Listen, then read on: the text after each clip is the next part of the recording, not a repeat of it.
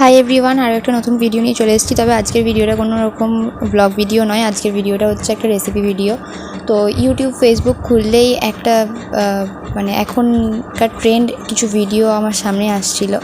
তো সবাই ভর্তা বানাচ্ছে বিভিন্ন জিনিস দিয়ে, মানে বিভিন্ন সবজির খোসা, বিভিন্ন সবজি দিয়ে ভর্তা বানাচ্ছে। তো আমি ভাবলাম যদি লাউয়ের খোসা দিয়ে ভাজা করি কীরকম খেতে লাগবে, তো ওটা একবার ট্রাই করে দেখবো। তো তার জন্য বাপিমার কাছ থেকে পারমিশন নিয়ে নিলাম, কারণ যদি বারণ করে তাহলে রান্নাঘরে ঢুকবো না। কারণ এক মাস পর আমি রান্নাঘরে ঢুকছি ঠিকই, কিন্তু এখনও ঢোকা উচিত কি উচিত না আমি জানি না।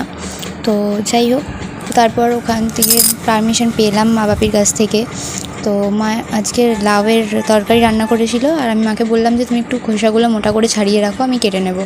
তো লাউয়ের খোসাগুলোকে জিরি করে কেটে নিলাম। তার সাথে আরও অনেক কিছু সবজি দিয়ে দিয়েছিলাম, যদিও দেওয়ার কথা ছিল না। হোপা, পেঁয়াজ, টমেটো, আলু আর লাউয়ের খোসাগুলো জিরি করে কেটে নিয়েছিলাম।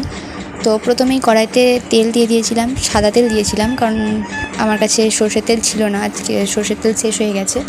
তো সাদা তেল দিয়ে দিয়েছিলাম।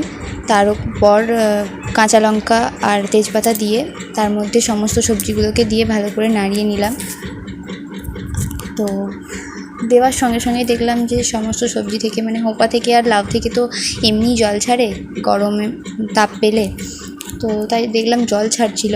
তো তারপর দিয়ে দিলাম অল্প একটু নুন, আর নুন দিয়েও সব সবজিগুলোকে ভালো করে নাড়িয়ে নিলাম, যাতে করে সমস্ত সবজির মধ্যে ঠিকঠাকভাবে নুনটা চলে যায়। আর তারপর দিয়ে দিলাম একটুখানি অল্প 1 চিমটে হলুদ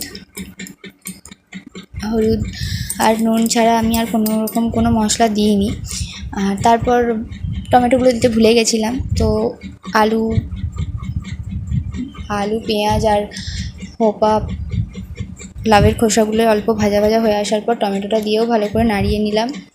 তো দেখলাম যে তারপরও সেদ্ধ হচ্ছিল না, অনেকটা পাতলা করেই কোঁচানো হয়েছিল, তাও দেখলাম সেদ্ধ হচ্ছিল না। তার জন্য একটুখানি জল দিলাম, জল দিয়ে কিছুক্ষণের জন্য ঢেকে দিলাম। দেওয়ার পর দেখলাম ঢাকনা খুলে দেখলাম যে ভালোইভাবে সেদ্ধ হয়ে গেছে। তো একটু কষা ভাব ছিল, তার জন্য সেই ভাবটা কাটানোর জন্য আমি ওটার মধ্যে অল্প একটুখানি চিনি দেব।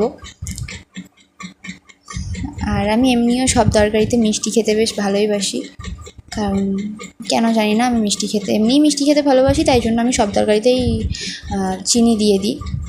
তো যাই হোক, ভালো করে নাড়িয়ে চাড়িয়ে নেওয়ার পর দেখলাম যে খুব ভালোভাবে ভাজা হয়ে গেছে। তো এরকম ভাজা হয়ে যাওয়ার পরেই আমি অল্প একটুখানি চিনি দেব। কেউ মিষ্টি খেতে না পছন্দ করলে না দিতেও পারে। তো যাই হোক, আমি মিষ্টি একটুখানি দিলাম, নুন আর মিষ্টির টেস্টটা ঠিক রাখার জন্য।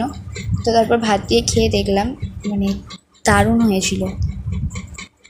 অনেকে অনেকভাবেই করেছে, আমার চোখের সামনে অনেক ধরনের ভিডিও এসছে, কিন্তু এইভাবে করে দেখতে পারো, ভালোই লাগবে। তো ভালো লাগলে লাইক, কমেন্ট, শেয়ার করে দেবে, সাবস্ক্রাইব করে দেবে, আর ফেসবুক থেকে দেখলে ফলো করে দেবে।